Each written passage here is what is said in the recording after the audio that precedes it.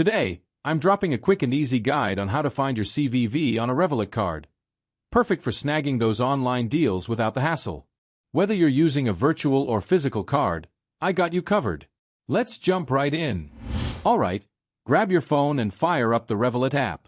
Make sure you're logged in. Revolut's got tight security, so you might need to punch in your passcode or use biometrics like your fingerprint or Face ID.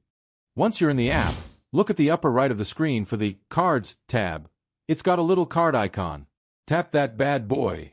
Now, you'll see your cards, physical, virtual, or even disposable ones. Tap the card you want to check the CVV. Once you've selected your card, you'll see an option to Show Details. Tap that.